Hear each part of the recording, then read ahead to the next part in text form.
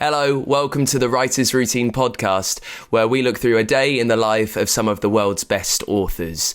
Every week, we're joined by a special guest to hear how, when, and where they write. This week, with multi-million bestseller Santa Montefiore.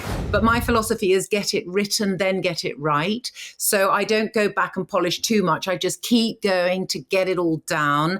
And then I go back and add and layer, and it's a bit like digging a tunnel through a mountain. The hard work is getting the hole through the mountain. But once you've got to the other side, then you can have fun in polishing and making it all look nice. So when I'm starting a novel, I will know my few main characters. I'll know the skeleton of the plot or the main theme or where I'm going with it. And then I just put on music, light my candle, and just immerse myself in the world and start. Yes, thank you for being there. My name's Dan Simpson, and over 300 episodes now, I have chatted to some of the world's greatest storytellers, all about how they get things done, how they take an idea from their brains and get it down and get it onto shelves so you can buy it. Hopefully it will steal a bit of inspiration for ourselves. Along the way, we've chatted to Matt Haig and Cecilia Ahern and Anthony Horowitz and Karen Slaughter and Sarean Rankin, and that's naming just like a tiny amount. This week, we are with one of the UK's best-selling authors, Santa Montefiore. From her debut, Meet Me Under the Ombu Tree, which was inspired by a year in Argentina, right the way up to her newest release, Shadows in the Moonlight, Santa needs a little bit of spirituality in all of her stories. It's made her be one of the UK's best-selling authors. You can hear about why she's a pantser over a plotter, how her path to success didn't really go through her home country for ages, and why her day is mainly decided by her dog. This episode of the show is sponsored by Faber Academy and their Writing a Novel course. You can find out more about that in the description below. Now, we've got so many episodes, over 300, all taking you through a day in the life of some of your favourite authors. Search for Writer's Routine wherever you get your podcasts, and you can hear all of them there. And we start every show in exactly the same way. So let's do it as we chat to Santa Montefiore, and we kick things off asking what she sees around her in the place where she sits down to write. Okay, so I write in various different places because I have a Labrador and he likes to be in the kitchen. He doesn't come upstairs to my office, which is on the top floor. So even though because of that we had a leak and with insurance, I managed to redecorate my office and make it so gorgeous, my Labrador won't come up there. So I never go now. It's either at the kitchen table, which means I've got the fridge, kettle, coffee machine, and I've got a library pretty much like this downstairs as well in the sort of dining room part of the kitchen. So that's where I usually sit and write. So you're there. What surrounds you that's practical for what it is you do? A coffee cup. I have to have a coffee cup. I have my research books. I also have here. I also have this, which is where I put all my notes, and I divide it into characters, plot, research, things like that. I have my speaker for my music because I always write to music. I have a scented candle. I like nice smells. I usually have flowers as well. So I try to make my workspace as sumptuous as possible, because if it's really gorgeous, I'm not going to want to leave it and go and unload the dishwasher or do something like that. So food and smells and a nice atmosphere, I think, are crucial to my creativity. Oh, sumptuous is such a beautiful word to describe a writing space, I think. How about the planning? I mean, you mentioned your notebooks and reference materials, kind of research books. Is there a big spreadsheet at all that lets you know exactly what you're doing at that point? No. Now, I know other writers often have boards and lots of sticky notes everywhere and diagrams and maps. I don't have any of that. I keep it in my head. So when I'm starting a novel, I will know my few main characters. I'll know the skeleton of the plot or the main theme or where I'm going with it.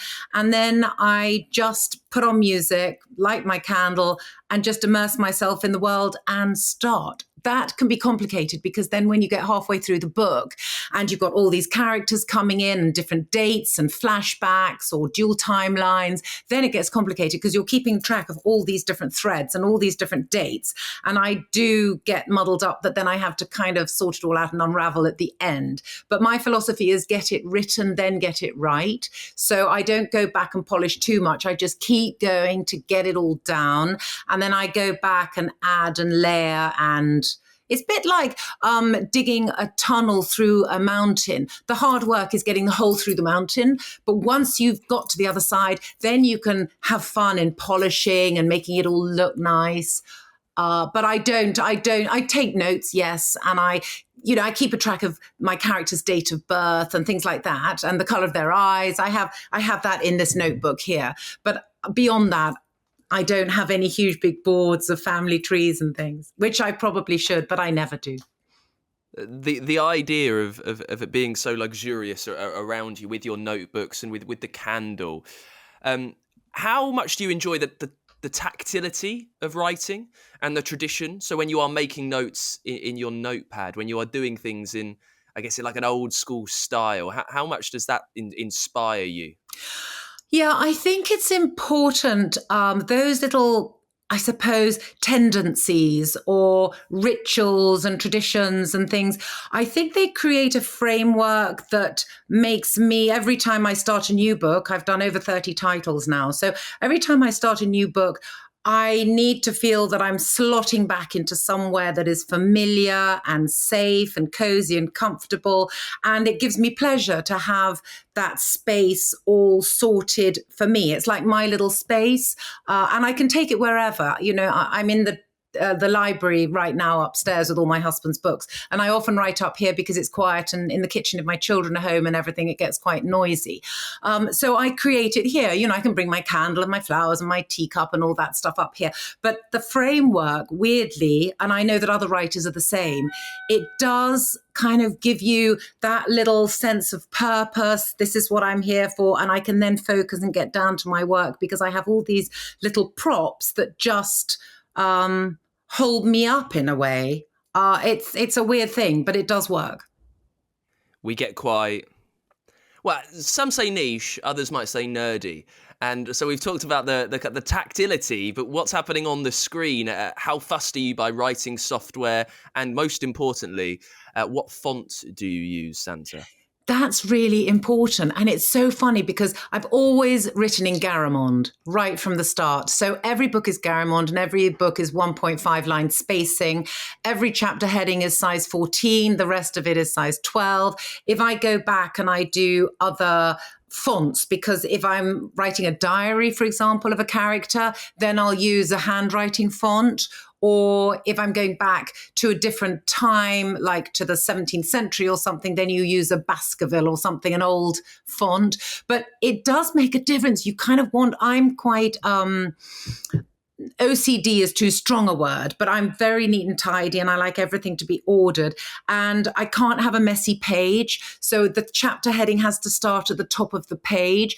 And when I send it to my editor, often what happens, because she has a different format on her computer, when she sends the manuscript back to me, the chapter's in the middle of the page and it's all awry. And I don't know how she managed to read it like that, because for me, I sent it to her all, lined properly and the highlighted chapter headings. And you do take pleasure in setting it all up. Before you write, you put the title of the book. And even if I don't know the title, which I often don't, I will put a working title and I'll put it in red and I'll put a pretty font to make it look really swirly with my name at the bottom, like it's the cover of a book.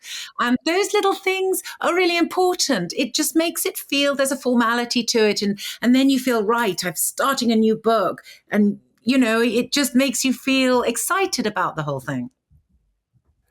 Well, let's talk about the day then, Santa. So the show is writer's routine. So talk us through yours. So the moment you wake up to the moment you go to bed on a day when you are sat down to write, and leave what you might perceive to be tedious stone unturned. I'm sure there's vital knowledge in there somewhere. I get up at 7:00 every morning. I have, as I said, my Labrador Simba, so he has to be walked. Now, what I used to do is I'd get up and at 8:00 and I'd take him out to the park and I'd come back for 9:00. And then everything happens. The telephone goes, the doorbell goes, my husband's up. And anything that I wanted to do, like a meditation or have my time, is lost. So now I get up at 7 o'clock in the morning. I have a shower. I take that time for me. I then go upstairs to my office and I do a meditation for about 15, 20 minutes, which is really lovely. And then after that, I take my doggy for a walk around Kensington Gardens for about 45 minutes. And then I sit at Reno's Cafe on Kensington Church Street, which is the most divine little Italian deli coffee shop with one table and chairs outside under an awning. And we've been going for years. And if you are lucky, you get the table outside. Now, usually before 9 o'clock, I get the table outside. If you go after 9 o'clock, because it gets busy, there are people sitting inside. There are only 2 tables inside. It's very small.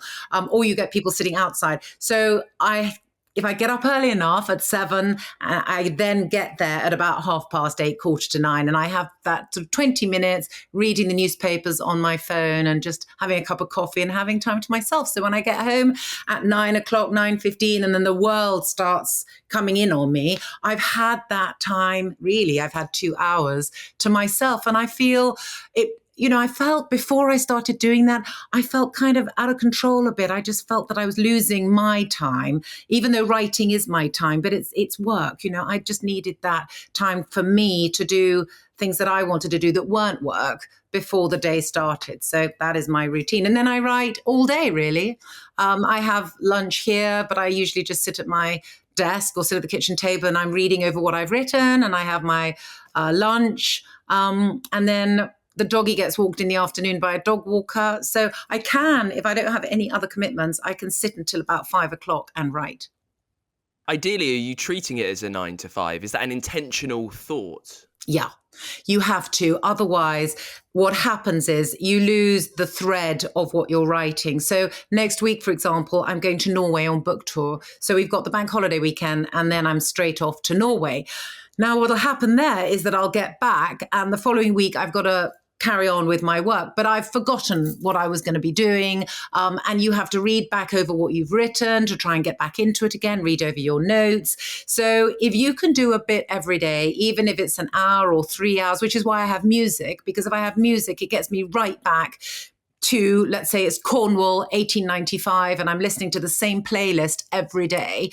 That music takes me straight back there again. I don't have to read over what I've already done. So whether it's an hour or 3 hours, just something just to keep your hand in, I think. And I treat it like a 9 to 5 because that otherwise, without discipline, it's just not going to get done. Well, there's so many questions that come from that. So is there an aim for the day? I mean, ideally, you're working 9 to 5. Is there a word count? What's going on? Not really a word count, although I will say that at the beginning, when you start writing a book, because you're creating it and you're creating all the characters, I can sometimes literally just write 500 words or 1,000 words at the most, really, at the beginning, because it takes so long to work out who these characters are, why they are the way they are. So you're working out what sort of lives have they had. If somebody is a very unhappy old woman, well, why is she unhappy? What has she had in her life that's disappointed her, that's let her down? Because I take it that nasty people are unhappy people. In fact, I don't think there's good or bad. There's just happy or unhappy. Because if you're a happy person, you're nice to everybody. And if you're unhappy, you're not nice to everybody. I think it's quite as simple as that. So, you have to work out all your characters. And then as you go through the book and the plot then takes over, because of course the characters are all established, the relationships are all established, and then the plot starts coming to the fore, then it gets much quicker. And then I can write a chapter which is 3,500 words to 4,000 words, and I can sit down and write a chapter in a day, and that's not difficult. So then it really gets going quite fast, but the beginning does take longer. But I don't really ever have an aim. I just want to do something. Sometimes I'll sit down and say, okay, I've got this scene, I'm going to really work on this scene and make it happen today. But on the whole, I just sit down and just try and get a little bit further in the book. And you just never know. Sometimes you're on a roll and you get inspiration and you can't type quick enough. And then other times, you struggle to even write a sentence. It's a very strange thing. It seems like quite a composed way of doing it. You are quite settled in. Look, I sit down. Sometimes I could crack out 4,000 words. Sometimes 500 words a day, and that, how casual that is doesn't really come to everyone, especially when they start out. But you've written over 30 titles now. At what point did you realize that was a good way of working, that you didn't need to sit down and try and force it out and make yourself feel guilty because perhaps you hadn't worked as much as you dreamed? I've always been like that, to be honest. I've never put pressure on myself to write, let's say, a chapter a day or a certain amount of words a day. I've just never done that. I've always just written in a kind of, I don't plan. I just go with what I feel instinctively. I'm telling a story, and you know when inspiration dries up, so you just keep going until it kind of, you get a bit tired, and if you're tired, and I don't really mean tired to go and put your head on a pillow and go to sleep, you just sometimes are out of juice, and so that's a good time to just wrap it up for a day, go for a walk, go out, meet somebody for a coffee or something. I've just always been rather instinctive like that. I think it's just the way I work and have always worked. It wasn't something I kind of decided this is what I'm going to do after lots of experience. I just think I've always done that. How about the things on the periphery of your workday, though? So you mentioned, ideally you get this 2-hour chunk in the morning, and I'm fully aware that, very, very rarely probably does the ideal happen. You walk your dog, you hopefully get the prime seat outside your cafe, you have a bit of meditation. And that all seems quite considered. Like, how much thought goes into what you need to do to be ready? Because there's also sitting there with the candle, getting yourself in the right mood for it. How much thought has gone into that, Santa? Takes 2 minutes, actually. I just do it automatically. I just come and turn my computer on, light my candle, put on my music. It takes that. That's no problem at all. The problem I have is getting to my desk. So, yesterday, for example, my mother's birthday, and her sister's also has the same birthday. So I had to go for their birthday lunch. Then, of course, you come back at 3:00. I can't write after that. I've had a glass of wine at lunch. I come back and the day's gone. So I really only had an hour and a half or 2 hours in the morning, and I got a little bit done, but I didn't get that much done. And then you just have to write off the day. I try not to put lunches in my diary. I've got a lot of girlfriends in London who, meet up for lunch, or I have friends who come from abroad. Because I go on book tours a lot, I pick up people all over the place. And so I've got these great Belgian friends now who come over every sort of few weeks, and we have lunch. So lunches are a disaster. If you have lunch, then the whole day is written off, and I usually only get a couple of hours, if that, done in the morning. So when I'm really in flow, and I block out pretty much January to June, then I really try not to have any lunches. But I have lunch with my editor. I'll do a podcast like you. I'll have a question and answer from Holland that they want, or Norway will want me to do an interview online or something. So I'm published in different territories. They all want certain things. I have a lot of that to do as well. So if I could just sit and write like I did in lockdown, I wrote an extra book in lockdown because I had those few months of being stuck in my cottage in Hampshire, and I could just bash out a book because I wasn't going out for lunch. Nobody was asking anything of me, and it was really easy. So for me, it's not a problem of actually writing once I'm here with my laptop. It's just getting to my desk and staying here without being disturbed, which is my biggest challenge. I'm very interested in the music. You said you've got the same playlist that runs over and over and over again. Is this something that you're curating? Are you picking out the songs that will put you in the right headspace for wherever you're going? What's the thought process behind what's on that? So with every book, I make a playlist, deliberately choosing music that will inspire a certain book. So when I wrote the Deverill Chronicles, which was based in Ireland, I chose Celtic music. So I chose Howard Shore, Arkenstone, whatever he's called. I chose movie soundtracks from Lord of the Rings, The Hobbit. If I heard Celtic music, I'd look it up. And so I had a playlist for that, which every time I went onto my computer, I would put it on and I'd be right back on those misty, Gothic, Irish hills around Cork. For an Italian girl in Brooklyn, because it's Italy as well, and it's Brooklyn, it's wartime, it's the 30s, 40s, 50s. I chose Ennio Morricone, Cinema Paradiso, John Barry, Out of Africa, those sort of, there's the most beautiful music. Tea with Mussolini, the soundtrack from that is absolutely beautiful. And then obviously for the one I'm writing now, the Pixie Tate series, which Shadows in the Moonlight is the first one. I'm doing the second one now. I've chosen songs, all the music from the English with Emily Blunt, which was the most wonderful series. If you haven't watched it, I highly recommend it. And the music is by this Spanish composer. It's absolutely stunning. It's kind of Wild West, bit noir, but it's so moving. It just touches me so much. So I listen to that on a loop, and that takes me straight back into, Cornwall, 1890s. I need to ask you about home life. Because your husband is also a writer, a historian writer, and you have worked with him on kids' books, of all things, which is really innovative and really interesting. What's chat over the dinner table like? Is there a golden rule where, we're not talking about books? I've had books all day. Are you bouncing ideas off of each other? How's that balance? No, we talk a lot about our work, actually, and share a lot. And I think that's one of the really nice things about sharing a business with your spouse, because you have all that office chat to talk about. If I have a problem with my publisher, or my editor has sent through her notes and it's just so much, and I'm thinking, oh God, how am I going to get through this? He will say, oh God, well, when my editor sent me her notes for this book, this is what I did. Or, so we share all of the behind the scenes of writing the books, and the publishers and the editors and the book tours and the foreign publishers and things like that.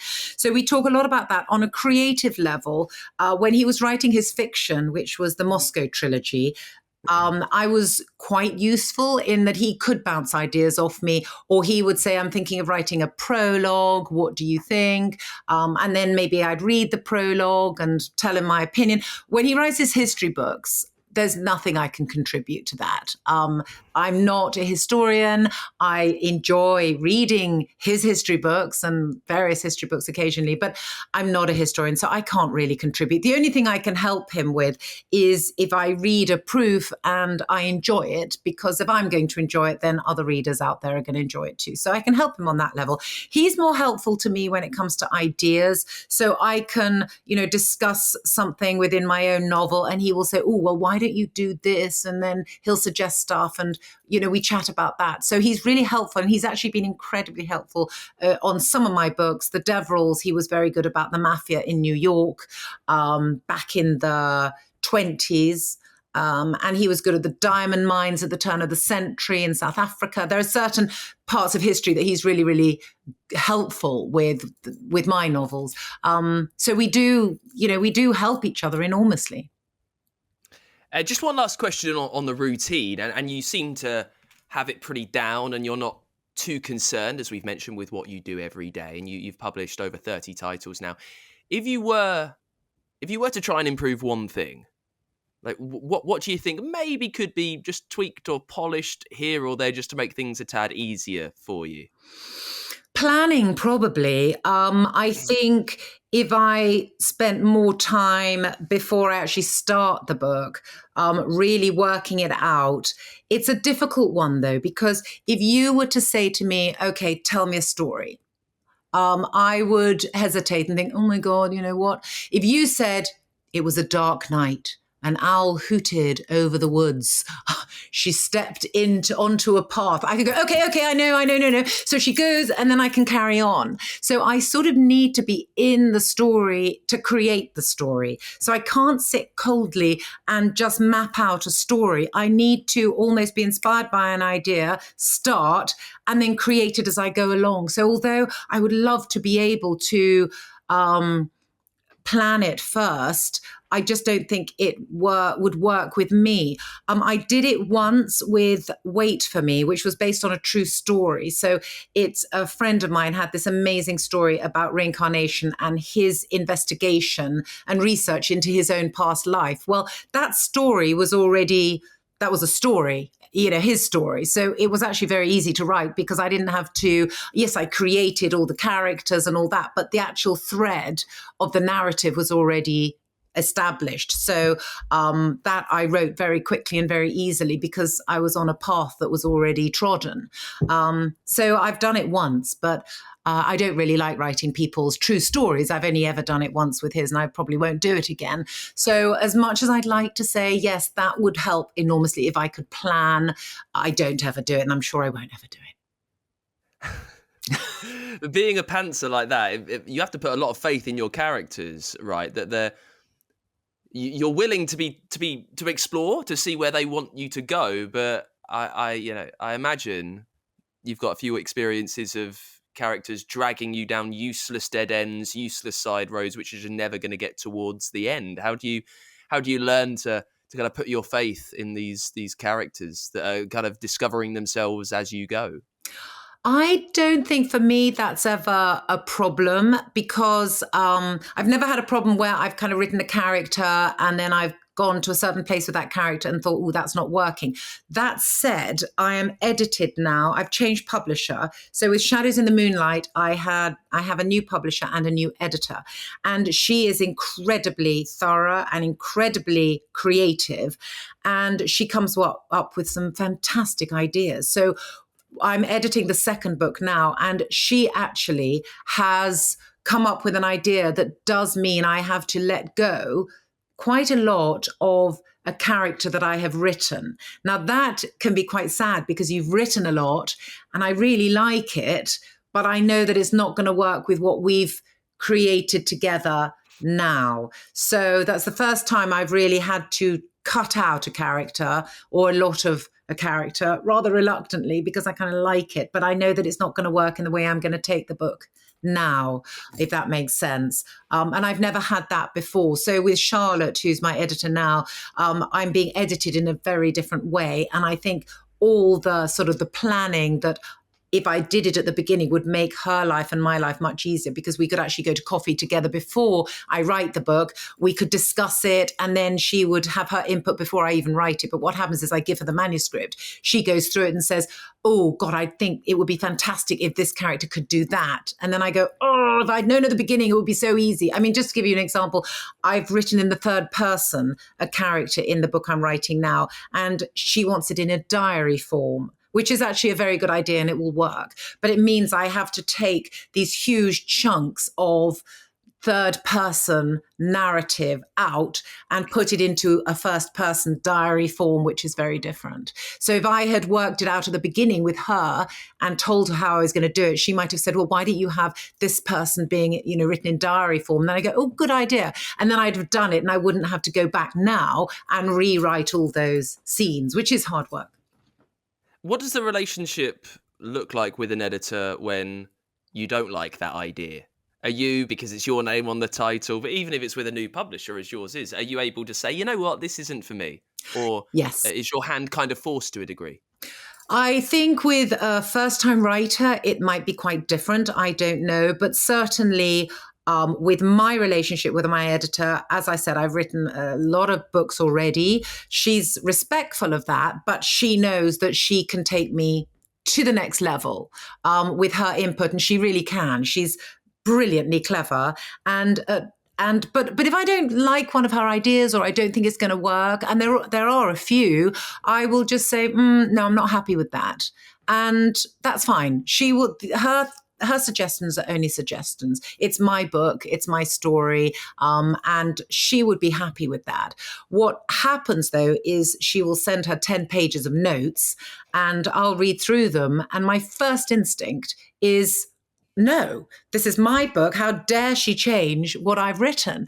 But it's very interesting because if you sit with it for a few days, little by little, you come round.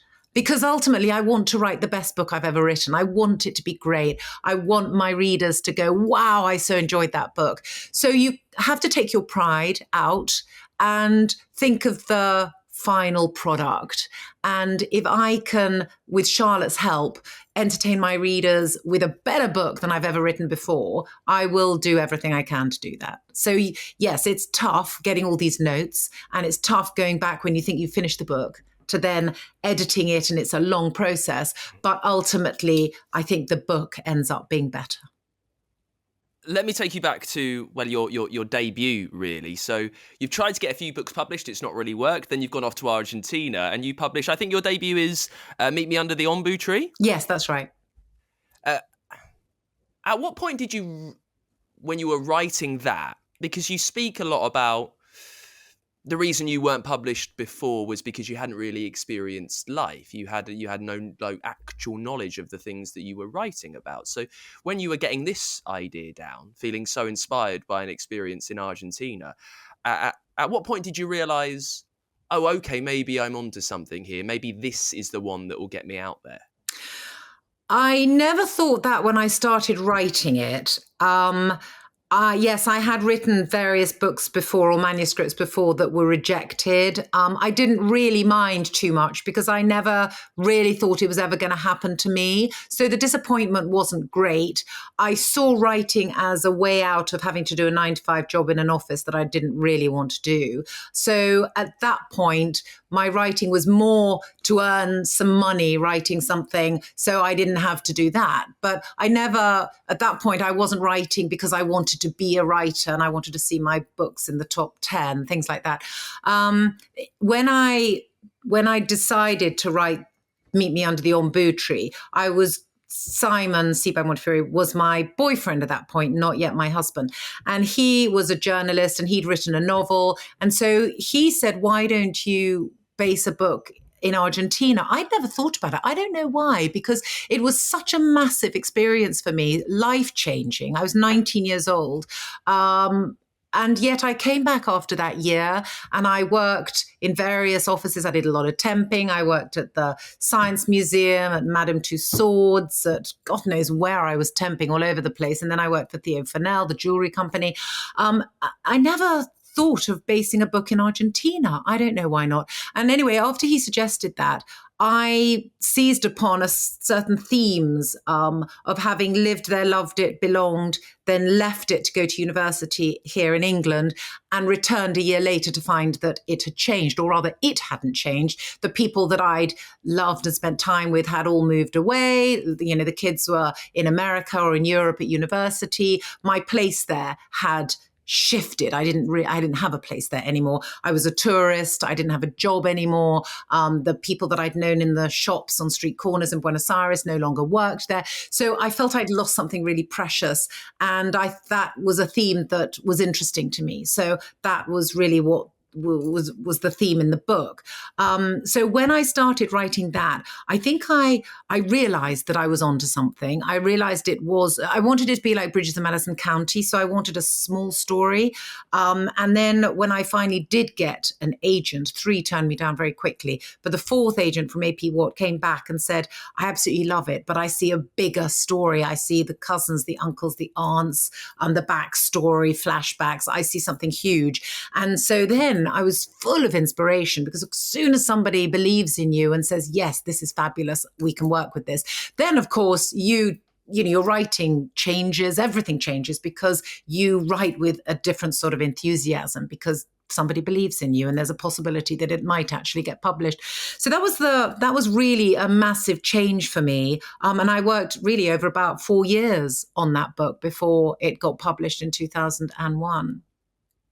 And then moving through your career, 31, over 30 published works, and you've sold millions and millions of copies.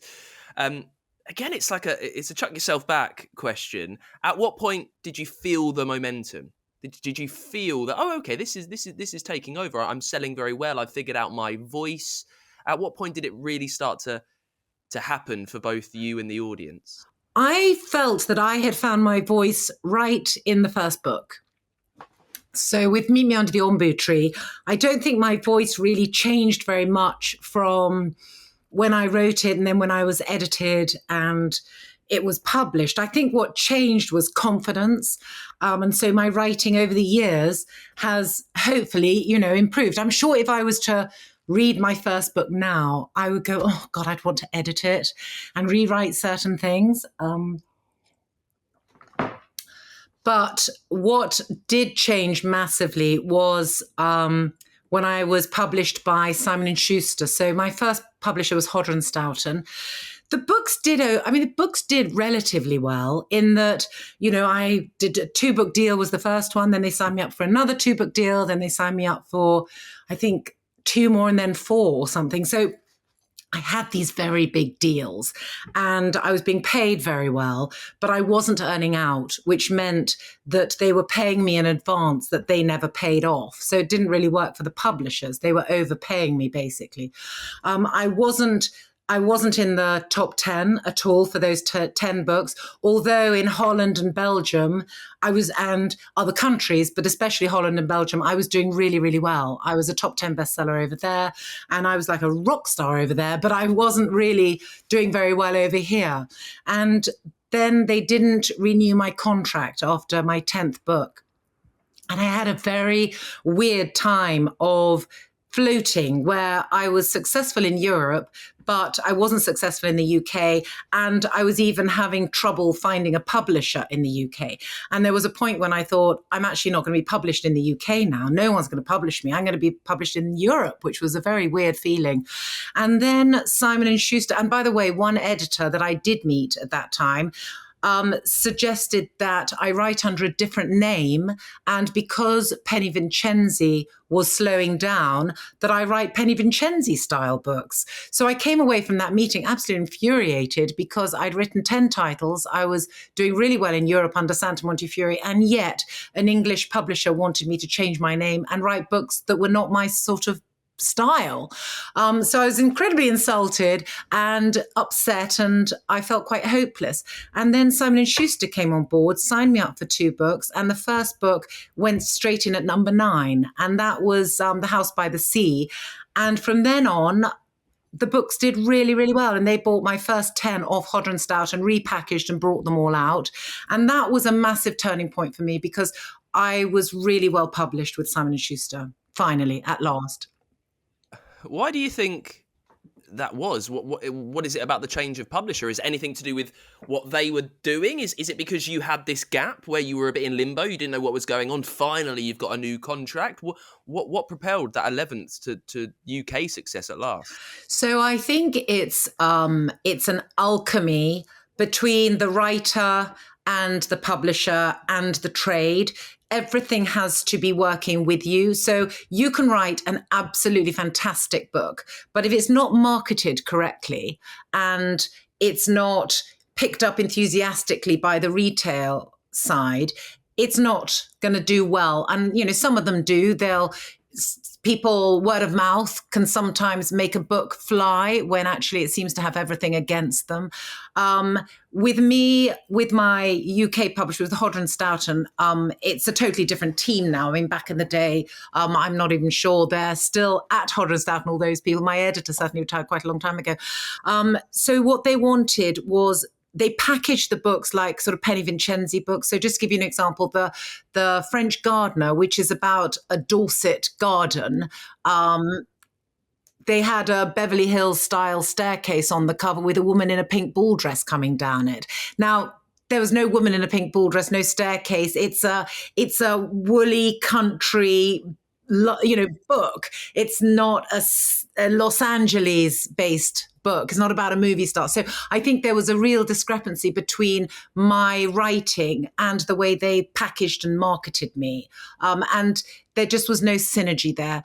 Simon & Schuster, the covers were beautiful. They represented beautifully what was in the book. The cover has to tell the story. It has to give a reader an idea of what is in the book. And they did that absolutely beautifully. And it was what Holland were doing that right from the start. Their covers were always fantastic. Very much a sense of place is my big thing. So whether it's Argentina or Italy, France or Ireland, usually my books center around a place and a beautiful house, or a beekeeper's daughter was a cottage, but they put that on the cover, and Simon & Schuster then copied that and put the place on the cover, and it made all the difference. I think suddenly I had a publisher who was wanting to market, promote, and use imagery that represented what I was writing. And then also the trade were very behind me as well. Everything seemed to just come together at that point.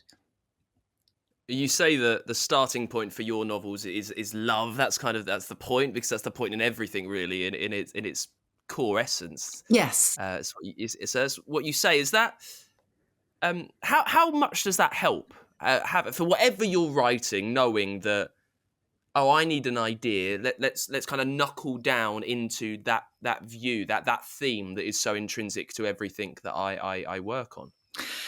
So for me, I have to have a spiritual layer to my books. If I don't have that in my writing, I can't just put the enthusiasm into it. It has to have a depth to it. I can't write just, two-dimensional novels. So when people will describe my novels as romance to me suggests a book that's about two people. They hate each other at the beginning, then they love each other at the end. And the romances that I read when I was growing up, and they were Mills and Boon, were very superficial, and they were great fun, and they were entertaining, and I loved them.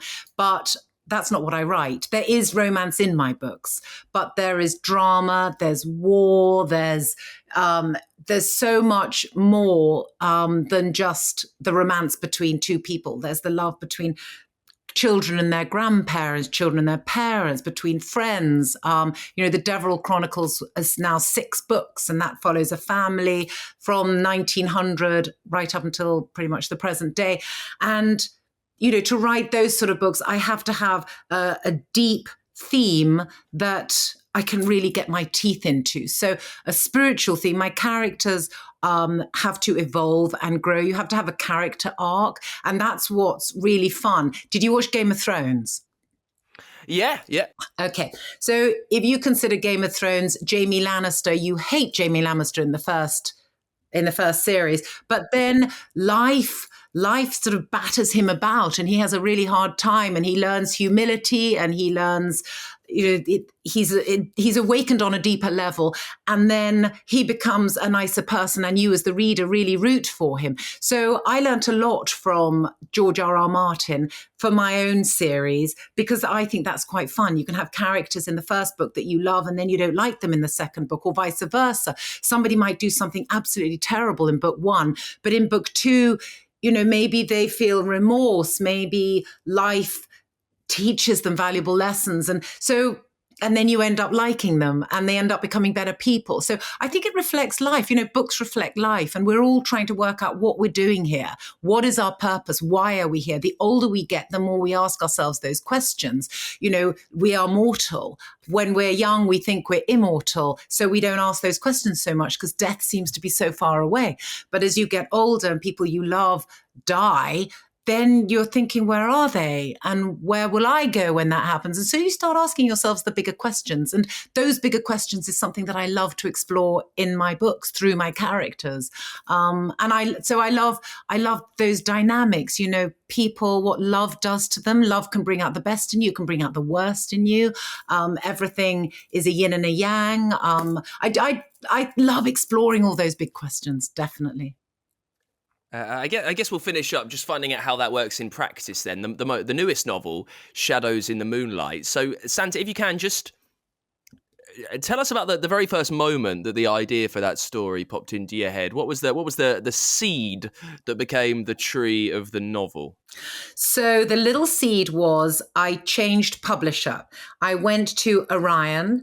I'd done 14 books with Simon & Schuster, 10 books. Oh, I don't know how many books with Hodder. Anyway, I moved on to Orion, and they wanted something different. They wanted a new series, but they didn't want something like the Deverill series, which was 6 books. They wanted something else. And so I sat down, I thought, well, I can't do another Deverill's, which is based around a castle. So instead of having a series based around a building, let's base it around a person. So if you consider Poirot or Miss Marple, those books, you have a detective and there's a different case in every book. So I thought of doing something like that, but instead of having a detective like Poirot, I'd have a psychic medium detective who has an unusual gift. She can time slide. So because I'm very into the spiritual things, I'm psychic, I've seen spirits all my life. I love writing about earthbound spirits and I see them myself. So that's a very familiar world to me. So Pixie Tate, my heroine,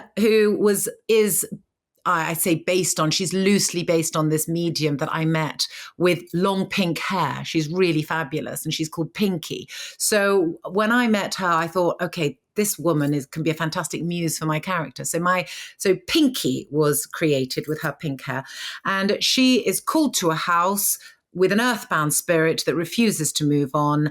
And she links into that earthbound spirit, travels back in time. In the first book, Shadows in the Moonlight, is back to Victorian Cornwall, 1895, to discover why this little boy goes missing on this night in June, which means that the mother, when she dies, refuses to move on into spirit because she will not budge until her son is returned to her. So that's what the first story is. But it was really the idea of Pixie traveling back in time in every book to a different time to solve a mystery of why this earthbound spirit is in the house. So you've got that idea, which stems from this experience you have, also your publisher wanting something pretty new from one of your novels. You mentioned way earlier on that you don't like to know too much before you start writing. You know, you kind of you discover it as you go. There's a skeleton, but there's nothing too structured. What are you knowing before you sit down to write? When you have that initial idea about time traveling girl, Yeah. What questions are you asking yourself to get yourself to the point where you can start writing? Okay, so I have Pixie Tate as my heroine. I know she's got pink hair. I know that Ulysses is her sidekick and he's gay, Brazilian, very handsome. I know that the mystery in the house, it's a big Elizabethan mansion in Cornwall. I choose the name by Googling name, that's easy. And it's quite fun choosing the names. I go onto Google and look at names. And so St. Sidwell Manor is the place and the house and the town. Then I have to work out the mystery. What is it? Why is this earthbound spirit? It's a woman. I saw her in my head in Victorian clothes, looking out of a window and very sad. And so I'm thinking, okay, what is she sad about? So then I read mysteries about real Victorian murders, mysteries, things like that. So I get inspired by some of those books and I think, oh, that's a good idea. So this little boy goes missing and nobody knows what happens to him. But I didn't know what was going to happen to this little boy until I got pretty much to the end of the book. And at that point, I then wrote it, and then my editor, when we had a meeting afterwards, she didn't like that ending, so we had to come up with a different one. So even, I had it in my head at that point, this is where it's going to go. It was changed later on. So that's all I know, really. I know that she's going to, the time sliding thing was very difficult to write because it had to be convincing. And also I'm very used to working with words like consciousness, law of attraction, higher power, those sort of words, whereas a lot of my readers will never have heard those words before. So I had to, write it in a way that it was going to be understood by people and it wasn't going to be too wacky, because actually the time sliding thing is really just to allow me to tell a story. I'm not convincing anyone. Time sliding is obviously made up anyway. Nobody can do that. So the supernatural element has to be done in a way that is not going to put people off who aren't into spirit books or ghost stories. So it was a challenge. The first book was much more of a challenge to write in those terms, because now with the second book, that's all established. I don't need to do that anymore. But that's all I know. I don't really know much more than that. I knew who the woman in the ghost, I suppose, Cordelia Pengawa. I know who she is, but I don't know really much more about her. So then that's when I start to write, that I then create as I go along. I create her dynamic with her husband and who she is, but I don't work that out first. When I get to her and I get to her husband, then I create it. So that's all I really knew, which wasn't very much. And that is it for this week's episode of Writer's Routine with Santa Montefiore. Thank you so much for sticking with us all the way to the end if you're still watching.